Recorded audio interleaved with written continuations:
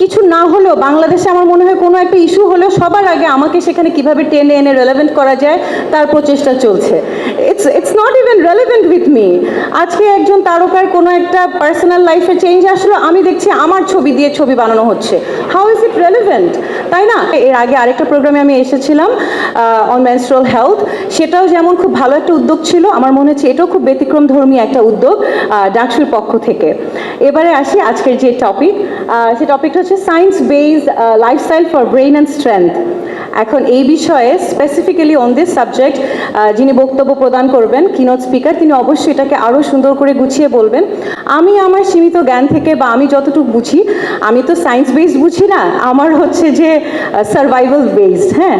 এবং বিগত 1.5 বছর ধরে আমি যেভাবে জীবন চালিয়ে আসছি, যেভাবে আমার ব্রেইন বলেন বা স্ট্রেংথ বলেন, দুটাকেই আমি আসলে সার্ভাইভাল বেস করে নিয়েছি। আমি যেটা মনে করি যে আমাদের সাইকোলজিক্যাল হেলথটাকে আমরা খুব একটা গুরুত্ব দেই না এই কারণে আমরা মনে করি যে এটা খুব একটা মুখ্য বিষয় না। আমরা ফিজিক্যালি যদি ভালো থাকি তাহলে সাইকোলজিক্যালি ভালো থাকবো, সেটা যেমন সত্য, তেমন সাইকোলজিক্যালি ভালো থাকলে আমরা ফিজিক্যালি ভালো থাকতে পারি। কারণ আমি মনে করি যে এখানে আমার বেশিরভাগই students, so I will addresses তুমি বিকজ আই ক্যান কানেক্ট মোর।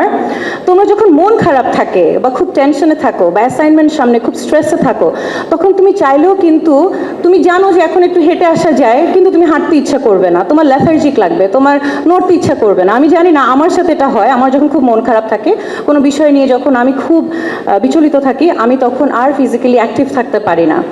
কিছুটা কাজ আমি করি যেটা না করলেও নয়, কিন্তু মনের স্বতঃস্ফূর্ততা থেকে যতটা অ্যাক্টিভ থাকার কথা সেটা আমি থাকতে পারি না। তারপরে আমার ব্রেইন ওয়ার্ক, আমি জানি যখন আমার মন খারাপ থাকে, আমি একটু পরে বলবো কখন কখন আমার রিসেন্টলি খুব মন খারাপ হয়। যখন মন খারাপ থাকে তখন আমি বুঝি আমার প্রোডাক্টিভিটিও কমে যাচ্ছে।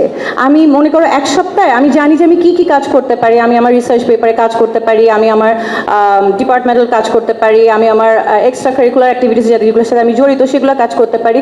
আমার সব মাথায় লিস্ট করা থাকে, হ্যাঁ, যে এই সপ্তাহে আমার এটা এটা শেষ করতে হবে, কিন্তু আমি সব লিস্টই আমার মাথায়, কিন্তু লিস্ট আর ঠিক হয় না, আমি আর কাজ আগাই না, আমি প্রোক্রাস্টিনেট করি এবং জমিয়ে রাখি।